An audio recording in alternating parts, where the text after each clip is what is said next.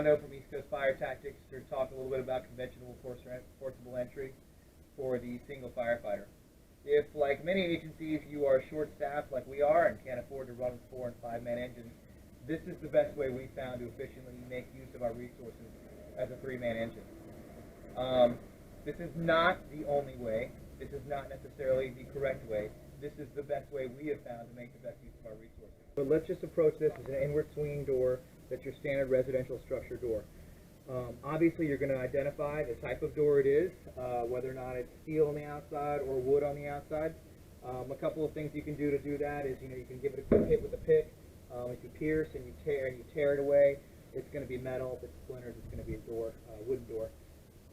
You're going to want to obviously try before you pry. You're going to feel for your heat all the way up and down with an ungloved hand. Outside of that, we're going to take our tool and we're going to gap the door. We're going to start the gap by shocking the door, by giving it a couple of solid strikes in 3 different places. Generally speaking, what this will do is you're going to start to weaken the mechanisms that hold the locks in place. These are tiny wood screws in some cases. You don't have to battle this entire door. You can battle the small pieces that are weaker, that hold the lock in place. Our next step would be then, we're going to take our adz end, and I'm going to get it nice and flat on that bevel, so I have the most access to get into this gap where the door stop is. We'll slide it along that angle, pushing with our hand, apply a little pressure backwards, and use our 15-to-1 mechanical base to pop down and create our gap. Using your leg, you can use your foot on a door.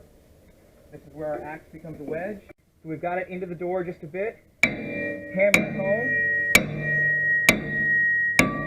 So now you can see we've captured our progress. We've created a pretty nice gap right on the inside of there. We're going to switch back to this side. Get our forks in there. We've created enough of a gap that we're all the way to the stop. You want to get this crotch right on that stop. I can remove my device that captured it, my wedge. Make my hands nice and flat so I don't smash my fingers. And give it a good push. Now we're all the way there. I would 9 times out of 10 probably need to capture the progress at this point, but it is a door prop. Now I can go back to this. If I have a little room, I can make it a 15-to-1 again. Go right back here again, flatten my hand, and I force the door.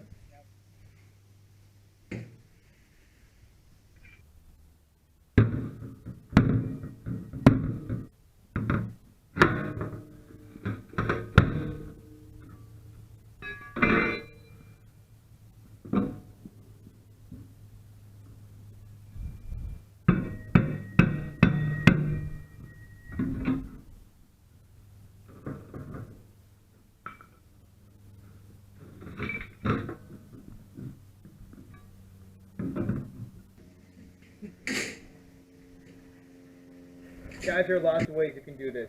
Go out, practice, train, go to locksmiths, be a student of your craft, take a look at locks. Your department may not get to do a lot of conventional entry, so when it's time to do it, that's not the time to figure out that you don't know a bunch of different ways to do it.